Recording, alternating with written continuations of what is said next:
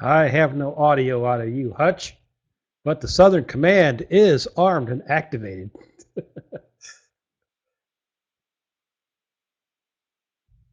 Welcome to Steel City Resistance, ladies and gentlemen. I'm not sure. Okay, Sorry everybody about can that. hear.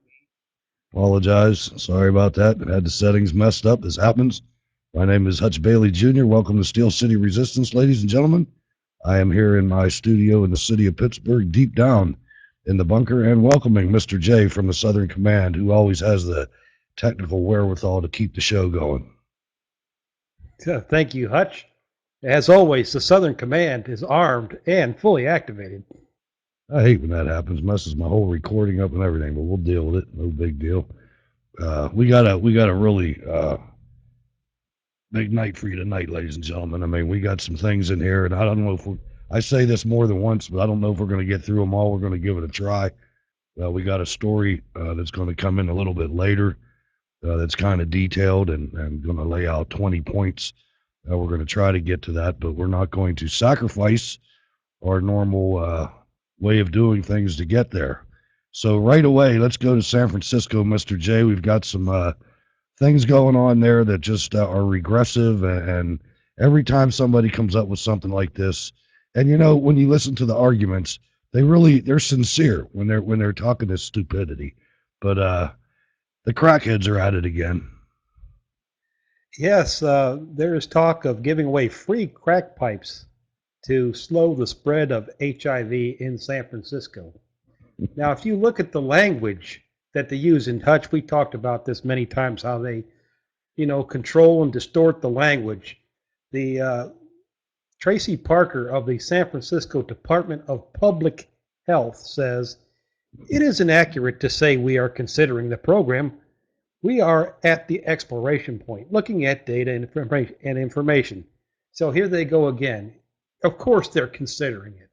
I mean, this wouldn't be news if they weren't, but this is just more ignorance out of San Francisco, and they claim they're like the trendsetters of the rest of the country. I just don't see Mobile, Alabama passing out crack pipes, but I'll that's tell just you, me. Dumb.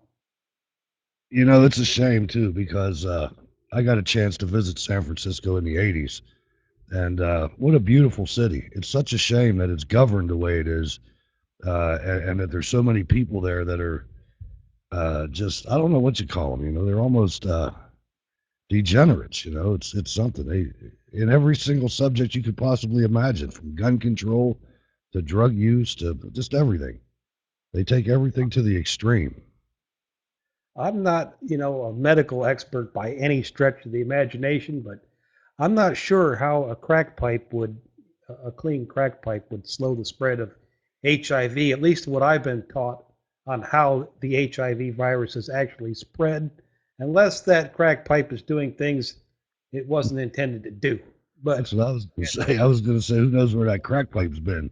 You start talking about these kind of things, but on a happy note, it's not a permanent note, but the federal court system has decided, while they are looking at the constitutionality of forcing nuns to do different birth control things and provide things that are, I mean, if you know anything about the Catholic Church, they're vehemently opposed to any type of even thinking about birth control, and to try to force them when they have such a strong viewpoint, which may or may not be in the mainstream, but to force them to go against their feelings like that is just totally against, everything that's going on today is totally against what this country stands for.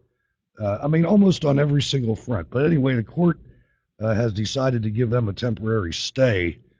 So until they decide whether or not they can force their will on the nuns, uh, they're going to get a stay and they won't have to buy any morning after pills or abortificants or all the other things that they're trying to push down everybody's throat, figuratively.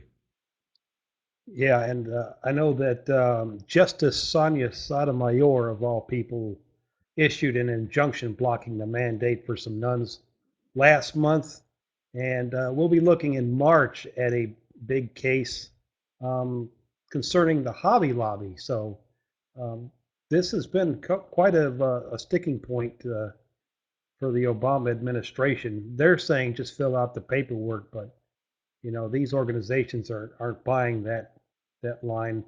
But we'll have to watch and see what happens with Hobby Lobby. I think that's going to be a big case. Yeah, and the owner there has said that he'll shut her down, man, before he'll comply, before he'll submit to this tyrannical administration. He'll shut her down, and everybody will lose their job. So that's it's been happening a lot lately. It's something that man, I'll tell you, I was in the store tonight and I bought a pack of razor blades. And I mean, I work full time. I'm not rich by any stretch, but I can pay the bills. $30 for those things for 8 replacement blades. And I'm thinking, how does a poor dude do this, man? I guess they just grow a beard or something. I don't. I mean, that's outrageous. $30 for 8 razor blades, and it's not just them. It's across the board. I don't know if you drink coffee, but coffee is out through the roof. You got to buy coffee on sale in bulk. Yeah, well, say you're talking about razor blades. One of the stores I go to, if you buy the refill pack of 3 blades, it costs more than buying the razor that comes with 6. Makes no sense to me, but I get a brand new razor every month and 6 refills for it, less than the damn refills cost for the razor that I bought. So makes no sense. I don't know what they're thinking, but you're right. Everything is going up in price. We talked about the size of the container that you're buying is shrinking and the price is going up, and it's just a devaluation of the dollar, the rising energy costs. It's just killing, and it's really robbing from what could be happening in our economy. That money could have been spent on other things, as the consumer could be buying some luxuries and creating some jobs, but we're just spending it all on the necessities right now. Yeah, that's true. I mean, we could go down that nostalgia lane and just. I mean, I can remember the giant candy bars for 10 cents a piece. Man, if you had $1 back in the day, that was some money for a kid. I mean, you could go hell if you had a quarter, you could go into Isley's and you could buy 25 pieces of bubble gum, man, 25 pieces of Bazooka Joe, and have a little sock, and you'd be popular as hell in class, for a quarter. Donuts were a dime. Oh my goodness, man, how times have changed. It's just sad. I don't know. Let me say first of all, let me say hello to everybody in the chat room. A lot of times I'm busy doing other things around here, and I miss you guys. So don't get offended if you chat something and I miss it. Somebody could, Mr. J, you could tell me if I miss it. I don't know if you can follow with what you're doing there or not. Yeah, Alan says 10-cent pack of baseball cards. Remember that nasty piece of gum that was in there? That old piece of cardboard, nasty stick in the mouth, white powder on it, gum that you could crack. Man, yeah, I remember that. But yeah, now that we're getting off the subject a little bit, we'll waste even more time. Uh, I remember I was pumping gas when gasoline went over $1 a gallon, and the pumps were not designed for it to be over $1 a gallon. So if you wanted $5 worth of gas, they recalibrated the pumps, and I had to give you 250 on the pump equaled $5, which the bottom line there was I had to do math every time I had a transaction. I used to hate it when they'd say fill it up, because then I'd have to like, all right, man, let's see, $19.17 times two. Anyway, it wasn't that bad, but yeah, just hard times. I'll tell you. What do you think about the? Are you fired up about the Super Bowl this year? Because I'm really Not, not. I'm not uh, either. I'm turned off by it. I'm turned off by their snubbing of the Second Amendment. I'm turned off by Art Rooney pumping up Obamacare here in Pittsburgh. I'm just not. I might not even watch it. That's a serious possibility.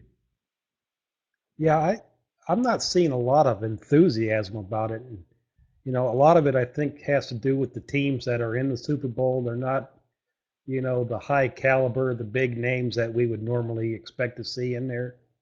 And Nobody's really talking about it except people trying to sell, chicken wings and potato chips. But yeah, I'm not stoked about it this year. I'm not either, man. I'm glad I'm not the only one because normally I'm a pretty big. Well, let me tell the truth. I'm more of a Pittsburgh fan than I am a football fan. You know what I mean? I just that's just how I roll. I'm not one of those guys that sits on a weekend and watches every single game, and I'm not buying NFL Direct or getting magazines or watching sports shows on television. There's too much real stuff going on out there for me to worry about that. There's not enough time in the day for me to do something like that, you know. So, up until this year, I was a pretty diehard Pittsburgh fan, but like I said, the team did some things over the last few years. They got a real scumbag for a quarterback. That just has no character at all. And then when you see what the first thing that started to slide down the slippery slope was our team is owned by a family that is iconic in this area, the Rooneys. And I mean, they were Republicans forever. And when Obama got elected, first they shilled for him before he got elected. And then right after the election, doesn't the owner get an ambassadorship to Ireland? It's like, so it was a complete sellout, and then they had to, pump up Obamacare. It just makes you want to puke. But anyway, so I lost a lot of respect. It kind of takes something out of you, but I won't waste any more time on that. Uh, that politics gets in everything, I'm telling you. Um, Something that was very disturbing to me. Senate recently confirmed a guy named Jay Johnson. Who names their kid Jeh? And I double checked a couple different spots. That's his name. So Jay or J, I don't know how you say that, Johnson. They confirmed him as head of Homeland Security. This guy came out this weekend and stated that illegal aliens have earned the right to be citizens. Now you want to slap me upside the other side of my head too? So let me get this straight.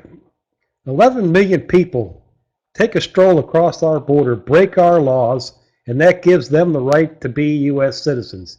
We want lawbreakers as U.S. citizens? That's just insane. Not only does it give them the right, they earned it.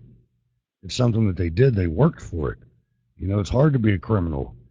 Or like the one congressman said that they have calves like cantaloupes because they're humping all that weed on their back coming back and forth.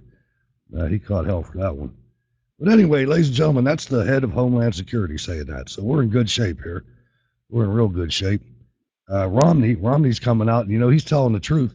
I don't know why he's getting all tough now. He should have got tough in 2012. But he's out there stating that Vladimir Putin has been a much better president than President Barack Obama from Mitt Romney.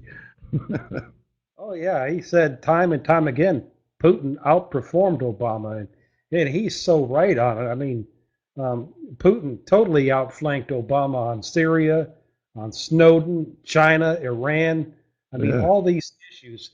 Russia has totally outflanked Obama. He looks inept on the world stage, compared to Putin. Putin seems like he's got things under control and things are kind of going his way. And it's a shame what this president has done to our standing in the world. I mean, we have no credibility left in the world, except maybe some. There's still some remaining pockets in Europe, but that's about it. I looked at some numbers, and it's well under 30% in the rest of the world. I think we get in the 40s in Europe, but yeah, nobody. We have no credibility pretty much anywhere else on the world stage. Well, look who the head negotiator is. The head ambassador is John Kerry. I mean, this guy's going back and forth from country to country, losing more arguments than he lost hair. He didn't really lose any hair. He's got that fake hair going on. He's got that Liberace hair, But anyway, I mean, that guy's an embarrassment. And Obama, you're right. He seems like he's just disengaged. He doesn't even see that. You start talking about Iran, he starts talking about income inequality. The guy has no clue, man. I mean, and his staff's like that too. They're so trying to control the message that they're literally answering questions about overseas contingencies with domestic policy rebuttals.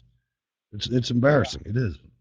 it is embarrassing. I mean, they pretty much they're trying to tell us that John Kerry and them are trying to tell us that they finally worked out a deal with Iran and somehow they're going to stop building nuclear weapons. And, Iran is just laughing it up. I mean, they're not going to stop doing anything over there. In fact, they're probably ramping it up. But, they're trying to sell us a bill of goods. And you're right, they'll redirect the conversation to income inequality, which has exploded under this president, by the way. It's like 96 cents of every dollar goes to the rich now, up from 80 some cents during the Bush years. But I'm sure they won't mention that in the State of the Union address. Now, this white guy that played the knockout game has been charged with a hate crime for an attack on an old black man. He hurt him pretty bad, and I'm not condoning that, but it's amazing to me that they're doing this. This is meant to piss me off. They said, we're going to piss Hutch off with this one. We're going to go ahead and just charge this guy with a hate crime, which I'm not a proponent of hate crimes. I don't think there should be hate crimes. I think that is the most ridiculous. It's either a crime or it's not. You don't know whether a guy's using hate. How do you know? That guy might have ripped him off in an earlier life or something, But anyway, at any rate, why don't we go after some of the other people that are doing this? Why does it have to be racial all the time? It's getting to the point where these black liberals and white liberals are so racist that it's going to have a backlash one of these days. I mean, that's ridiculous. And I don't know what you could do in court with it because they're packing the courts. Obama even said they're redoing the courts, remaking the courts. So I don't think it's a good idea to rely on them. They are, and the DOJ has no concept of equal justice under the law. I think back to the World War II veteran. His name was Delbert Belton, that was killed in a knockout game in Spokane, and I hear no talk of any hate crime against him. Really, if you look at all the crimes that have been perpetrated in Washington or out of Washington, there's no prosecutorial noise about anything. I mean, anything. It's as if the government is involved, and it's something that it's getting serious. I mean, this happens. I mean, every week we come on this show and we bring new problems forward, and we have yet to bring you a solution, ladies and gentlemen, except for this white dude. He's going to jail, but that's it. I think the guy that made the Benghazi movie is still in jail. I haven't heard. You would think you would have heard if he had been released. I mean, that's like, where are we? I mean, this is bizarre, ladies and gentlemen. It just is. I mean, now there is a little good news coming out of Arizona.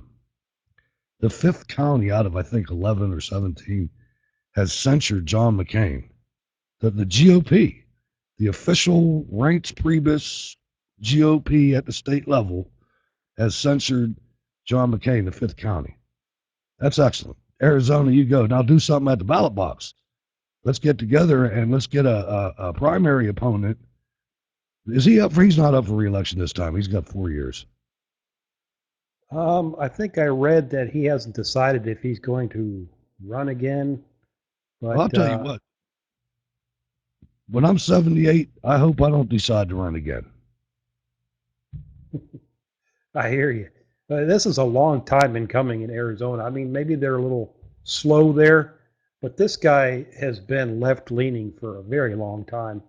And his people and some of the people around him are coming out and calling this action wacky, and it kind of reminds you of his term wacko birds. I mean, they're using that word again, wacky. This is just wacky.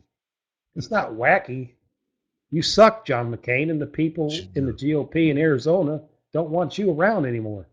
We don't want you around in the whole country. Name a primary opponent or a replacement or whatever so we can start supporting them. And we're going to get to a little bit of that later in the program. Now, lawmakers in New York want the Education Board to delay Common Core. And you know what I say to New York? Look at the people that you have selected to govern you. If you still live there and you're conservative, you're dumb. I'm sorry, but these people are. If you look at all the people out of New York, I published a Facebook post about this a while ago. I mean, you could name 10 right off the top of your head that, Schumer. You look at these people that are De Blasio, uh, Cuomo. What's that fat dude's name in Congress? Jerry Nadler. Horrible people. I mean, you can't hear me? We all right? Yeah, he came back. Okay. Yeah, we're all right. This Democrat Senator George Latimer of New York, he's kind of turning coats here. He's saying education should be local, not federal or state. And I think a lot of it is because of embarrassment. Um, the test scores plummeted after the state of New York implemented Common Core. Only 31% of the students passed the exams in math and reading, and currently, this last year, I think it's 55% passed the reading exam. So, I mean, this is an embarrassment. This is one of those programs that the government was supposed to fix education, and only a little over half are even passing the reading exam. What a fail! Yeah, and that's why you end up with people voting for people like De Blasio. I mean, I think, you know what, you guys set yourself up. I don't have any sympathy. Go ahead. Now you got to pay. I forget who said this, which person said this, but the people, I think it was Koch. It was Ed Koch out of New York. He said, the people have spoken and now they must be punished. And that's just the way it is. The elections have consequences. You voted these idiots in with landslides. You know, uh, we're gonna watch you because you're like the petri dish. We're gonna watch New York City and see how that turns out. It's already he's so vindictive. I don't know if you noticed this, but the last snowstorm, the mayor decided we're just not going to plow the Lower East Side. We're just going to let all those rich people just swim in that snow. I'll tell you what, you watch and see how many people stay there. You do that a few times, you're going to piss some of these people off, and they're going to leave. There's other places besides New York. So I would be very careful with that. It's interesting because that happened just a few years back, and they were supposed to take measures to make sure that never happened again. I mean, it just goes to show you that these people will do anything to make a political point. And it's the people on the streets that suffer. But like Hutch said, you voted for them, you get what you vote for. Ladies and gentlemen, your weekly jihad report for 18 January to 24 January. 58 jihad attacks, 4 Allah Akbars, 291 dead bodies, 533 critically injured. The religion of peace, ladies and gentlemen, one body at a time.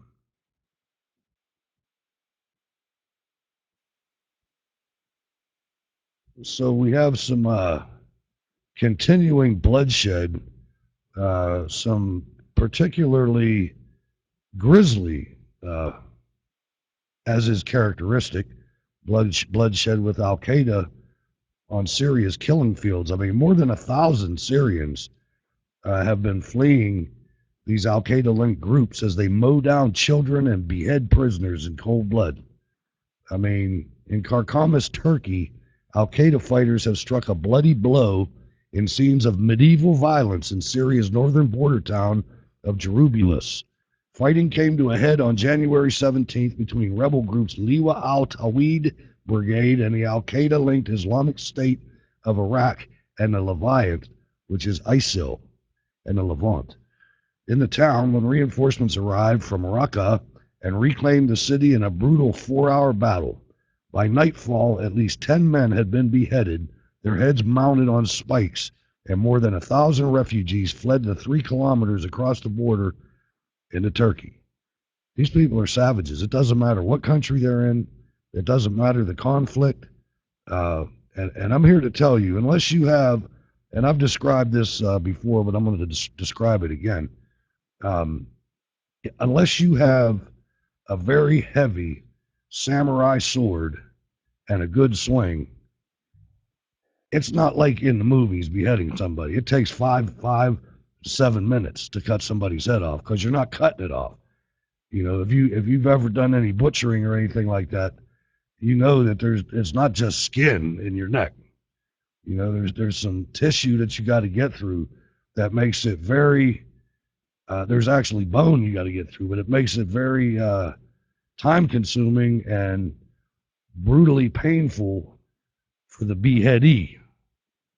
Yeah, and then there's the 3 or 4 pauses that you have to make to shout out Allah Akbar while you're doing this savage, brutal act upon victims. But a car bomb killed 33 people there, all women and children. The FSA brigade called for backup. Instead, what arrived was a 70-car ISIL convoy from Raqqa, an ISIL stronghold 160 kilometers to the southeast. Fighters say half of the militants wore the usual black uniform and wore camouflage like the FSA and were uncharacteristically clean shaven. The disguised fighters tied white bands around their arms to distinguish themselves from the real FSA. So they came in there incognito and basically surprised these people and just started butchering them.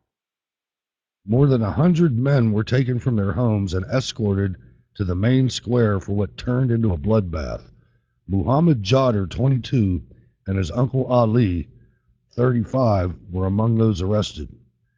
They lined us up against the wall, Jadr told Al Jazeera, Al Gore's affiliate, and the emir told them not to waste bullets.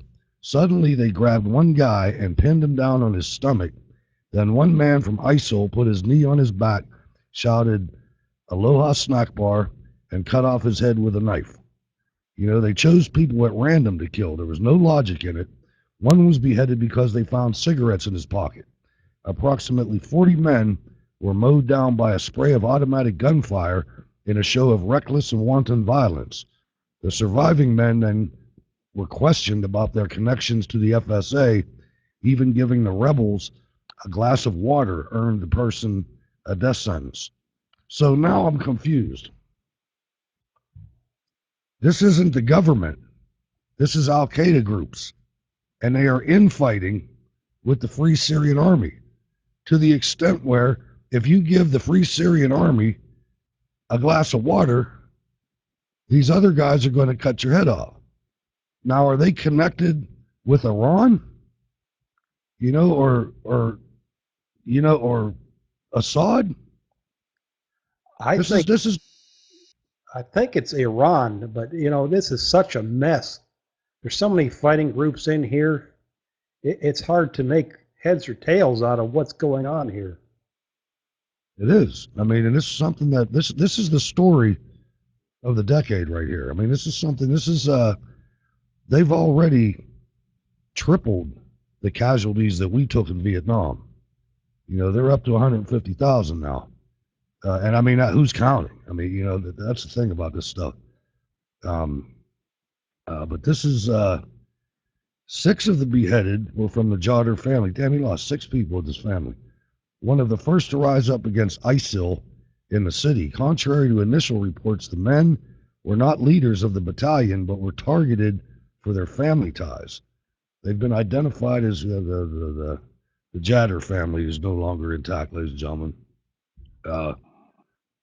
Most of the refugees are from the internally displaced persons IDP camps that surround Jerusalem. UK-based Christian NGO World Vision. These guys, I'm going to tell you what. There's some people out there. I gotta say this. There's some people out in this world they're just so brave.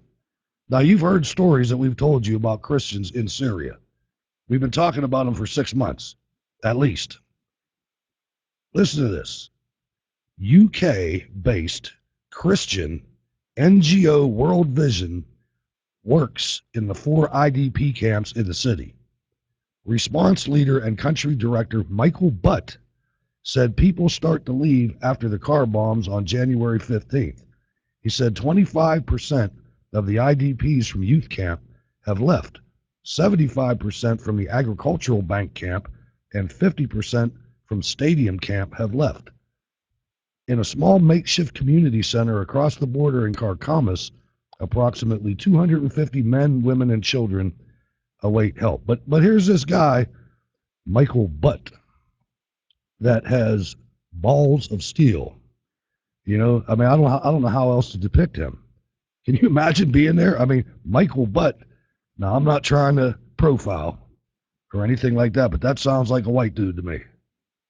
And if it's not a white dude, it sounds like a black dude. Either one is a big glowing sign to the Mujahideen, you know, that there's something's not right in Denmark here. You know, so I just, God bless you, man. Yeah, I mean that takes a lot of courage and a little bit of That's crazy the to way be in that situation. that's the way I should have said it. I should have said it that way, but you know, that's why I got you here to keep me straight. Now, now I got to check the explicit box in the when I submit the. Hope I didn't offend anybody, ladies and gentlemen, but what are you going to do? Now, something else I've been talking about here, I wrote a piece at DwayneDupree.com about Fallujah, and one of the things that I concluded at the end was America's not paying attention anymore. America's not at war. The United States Army and the Marine Corps and the CIA is at war, and the Air Force, but America's not. And pretty much Admiral Mike Mullen makes that case. Yes, Americans love the troops until they're killed in action, at which point all too many people forget the soldiers and their families, according to retired Admiral Mike Mullen, a former chairman of the Joint Chiefs of Staff. Our culture is a culture of if you are here, we love you, and if you are not, please carry on with whatever it is, Mullen said at a breakfast hosted by concerned veterans for America and the Weekly Standard. And the best and worst example of that were Gold Star families. A Gold Star pin is distributed to members of the immediate family of a fallen service member by the Department of Defense. As the National Gold Star Family Registry explains, it is like an outward expression of a burden carried deep inside. Gold Star widow Jane Horton, whose question about the cultural division between the military and civilian communities prompted Mullen's remarks, told USA Today, January 2012, 4 months after her husband died in Afghanistan. I've never been asked about it, she noted, because most Americans don't understand the symbol. Mullen and his wife met regularly with Gold Star families, only to find that the support for them was stunningly thin because the main line of connection was the military member who had passed away. Yeah, I mean, and he said that the problem was worse in the Northeast and in other regions. The people in the Northeast don't know us anymore. For example, Mullen said, given that their base realignment and closure process has led to the closure of so many military installations in the region, he proposed some sort of universal national service program, although not a draft, perhaps 2 years of service for all people between the age of 18 and 24 to bridge the gap between the military and the civilian communities. The military is becoming more and more isolated from the American people, and it's a disaster for America, Mullen said, and I agree. I think when you look at Congress, you have a very small minority that have ever served. Uh, it's been declining. There was a time where most Congress served. Most members of Congress had served in some capacity or another. And I think that that's, you know, when you have that many people up there making decisions about the military all the time, I think you need a little bit more influence from the military in there. And it's not going that way. It's going the other way to where the military general officers are becoming more and more politicized. There's so many of them at the Pentagon within proximity of the Capitol that these guys get to be buddies, and it's not healthy. I mean, you ought to split them apart. They shouldn't be right next to each other like that. I agree. We've got, an administration that, doesn't really like the military too much from judging by his actions and, a lot of people in the government. And, I miss the days when there would be, an event where the public could go see the military. There would be some sort of event and people would get excited about it. I remember when the USS Cole came into Port Canaveral, and I just happened to be there that day fishing or something, and there was a ton of people there waving American flags, and the guys on the ship were waving back at us. Uh, I miss that kind of thing, and I miss the respect that America had for the military and the people that served.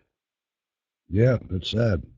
Uh, Now, what I did last night is I went to an event put on by IATW. It's about the Warrior Foundation here in southwestern Pennsylvania, and they had provided funding and not funding, but they facilitated a deer hunt with this wounded Marine, and he wasn't severely wounded. He was ambulatory and he could get up in his own tree stand and stuff like that. He got hit by a grenade in the legs, uh, but he had healed pretty much.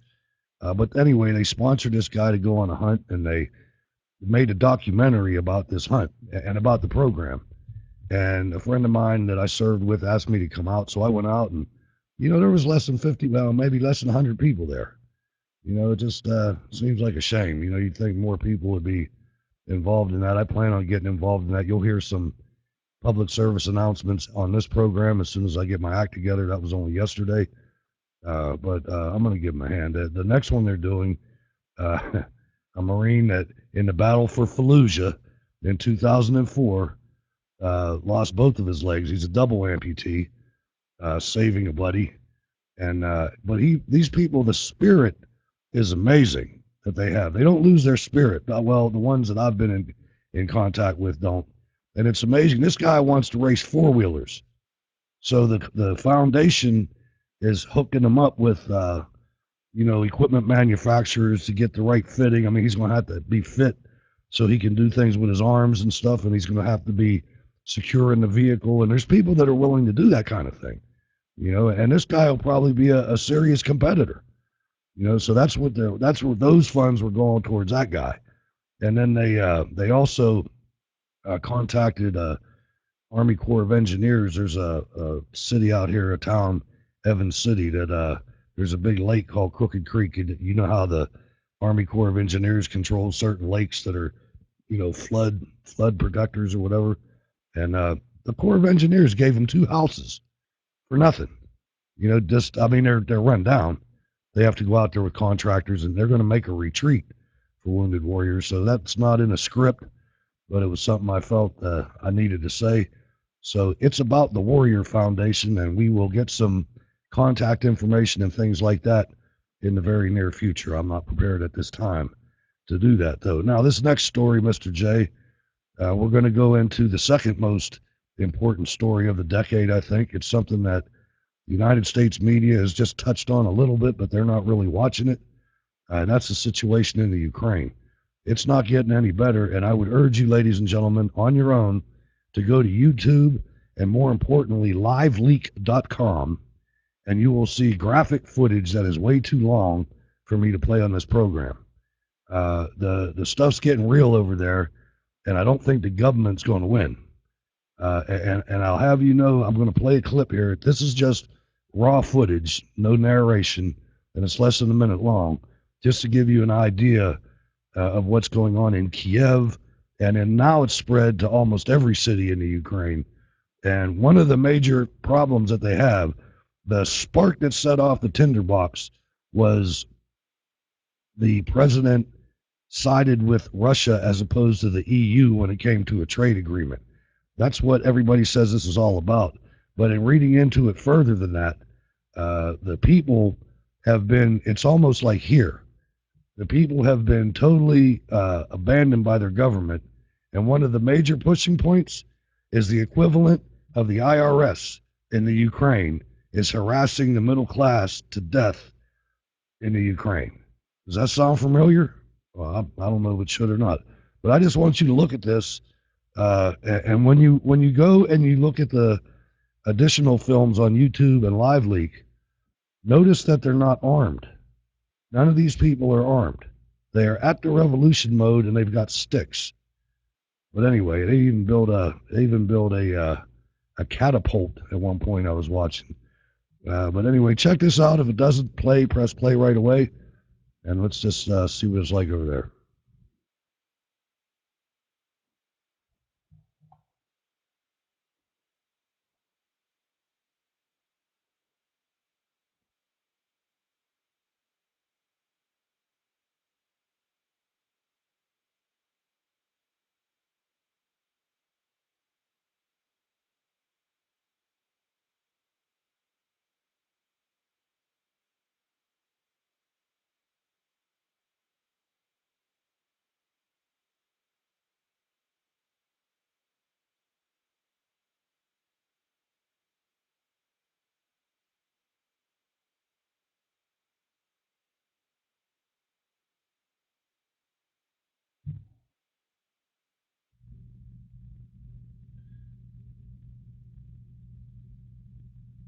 I think what they were saying there is resign, resign. That's what one of the articles I was reading was saying.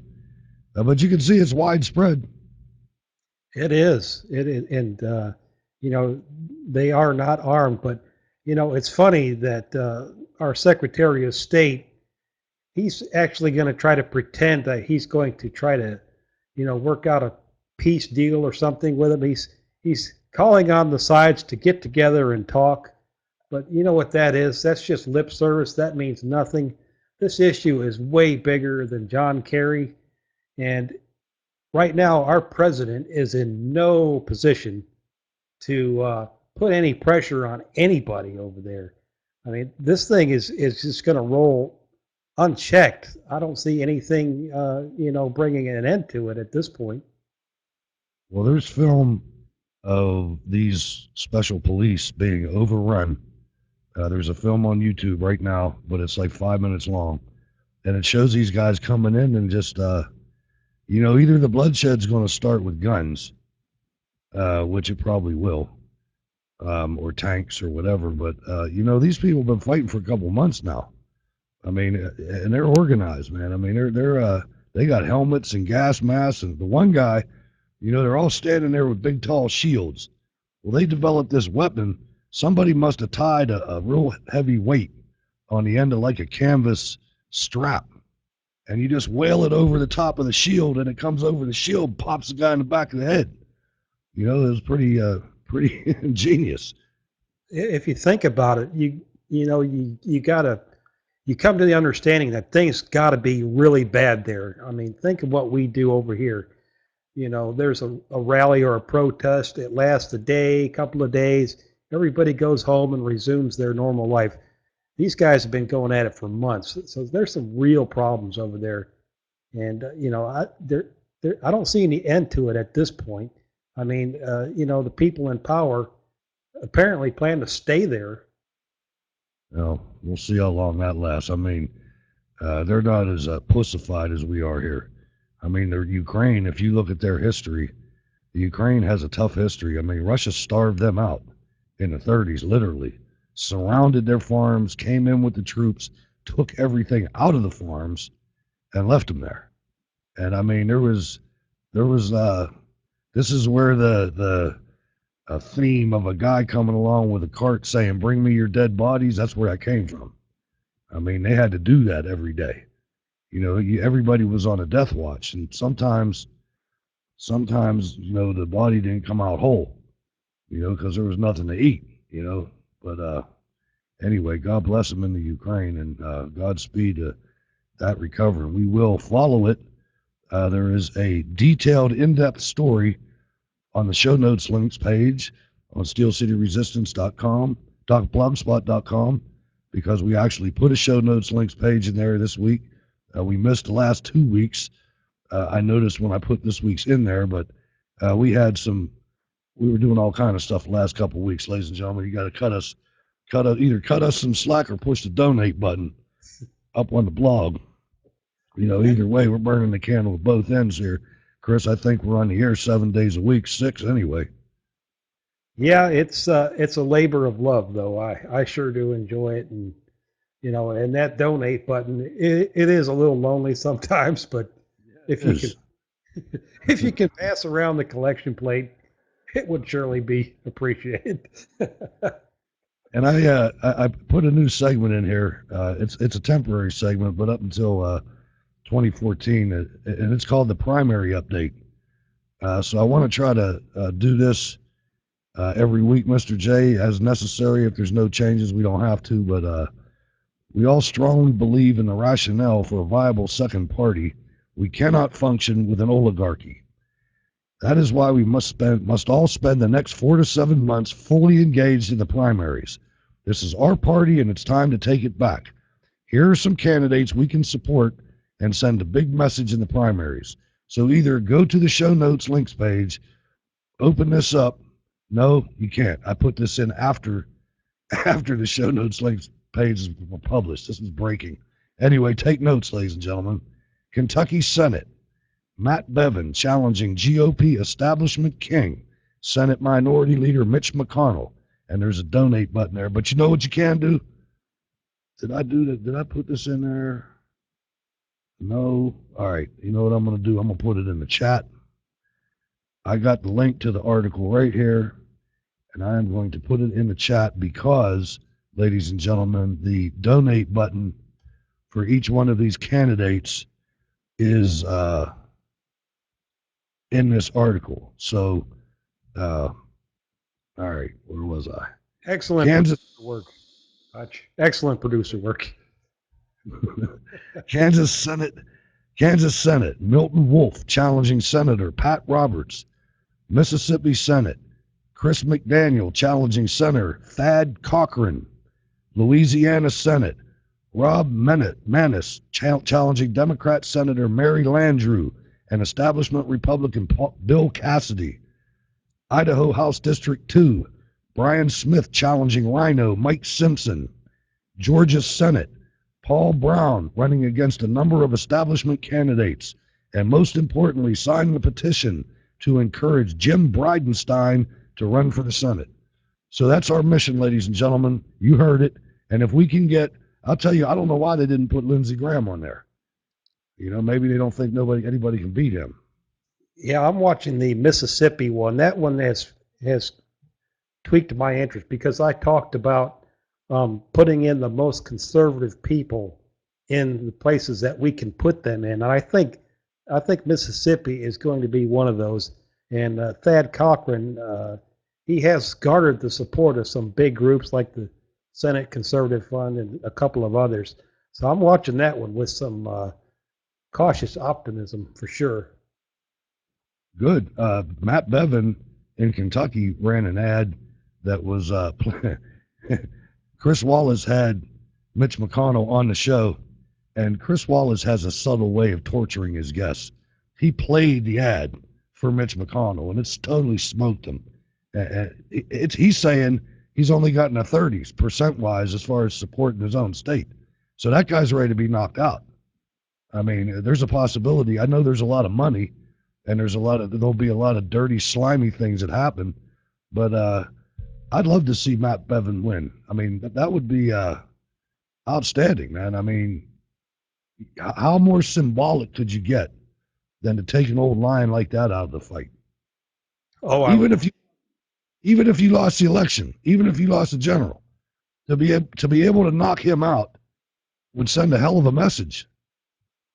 It would. I mean, the Republican will have to rethink about who they're trying to shove down our throats, and yeah, I would love to see that. And the guy was on, what was he on, Fox News Sunday today or something? He looks like the kind but stern statesman. You shut the door and let that guy talk. When he thinks the cameras aren't on him. The guy is shrewd and evil. That's what I heard too. I've heard that from people that he's a very dangerous man. Lindsey Graham too. All these guys. I mean, you think about it, that normal people don't sit in the Senate that long. You have to do things to do that. You don't just get there. These guys are controlling millions of dollars, tens of millions of dollars, at some point, hundreds of millions of dollars. And they're taking $1 million from somebody and sending them $20 million worth of tax money. It's not even a fair deal. No, it's a pay-to-play situation. These guys, these old bats that are in there, they've learned the system. They learned how to stay in there. And one of the things they need is plenty of campaign money. And in return, they pay back for that. Yeah, we need term limits for sure. Now, one of the things that's going on that's rather insidious is a lot of programs the Obama administration can't get through the front door, so they do it through the back door. And they're doing that a little bit with ammunition with the Second Amendment, and with amnesty, apparently, they're doing it there too. Yes, more immigrants facing deportation in immigration courts across the nation are having their court cases closed because of Obama's prosecutionary discretion policy, researchers at Syracuse University found. Meanwhile, the number of removal proceedings initiated in immigration courts by the U.S. Immigration and Customs Enforcement Agency, ICE, agency has dropped since the new policy was implemented. In fiscal 2013, immigration courts cited the exercise of prosecutorial discretion as the reason to dismiss 16,306 cases. Now, that is a 68% increase from the 9,684 cases that were tossed in 2012 for the same reason. In total, from October 2011, when Obama's discretion policy was implemented, through December 2013, there were 28,983 PD-related closures in immigration courts across the U.S. The number of deportation proceedings initiated in immigration courts by ICE has also dropped since Obama's discretion policy was implemented. It's lovely. I'm telling you, they want them in here so bad. And now, they won't report that on the news. And what they also want, and it's a good thing that they don't report these things, because it caused us to come on the scene. So that was something that was good. And how did we just do that? Where did my show go? I don't know. Can you still hear me, Mr. J? I hear you just fine, Hutch. Got to find out where you went, man, because you're on here somewhere, and I can't see the show. But I guess that doesn't really matter. You can see me. Anyway, there's earth-shattering news, Rush Limbaugh says, the media ignored, but you need to know. And this is concerning Governor Scott Walker. Conservative radio host Rush Limbaugh expressed disgust, though not shocked, that the mainstream media ignored an earth-shattering story out of Wisconsin that should have caused a political earthquake. The state of Wisconsin's unemployment rate is rapidly falling, and the government's budget ended the year with a $912 million surplus, Limbaugh explained. He says the dramatic turnaround is due in part to the conservative policies of Governor Scott Walker. What's even more amazing, he continued, is the fact that Walker is going to rebate the money in the form of tax cuts to the people who he said own the money. Limbaugh says the news is earth-shattering because in one of the bluest states, Walker was targeted for removal twice, but continued to implement conservative policies that he was confident would help his state, and a strategy has appeared to be working. And I talked about this before. I mean, what's going on in Wisconsin is quite remarkable. And, it's one of those weird states where, they could vote blue on the presidential race and then red on the governor's race. Yeah, that's where public sector unions started in Madison. I mean, It is.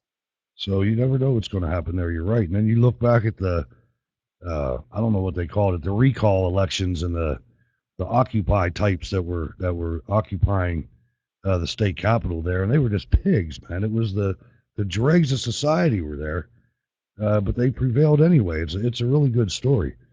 And the next one, there's no way we're getting through all these.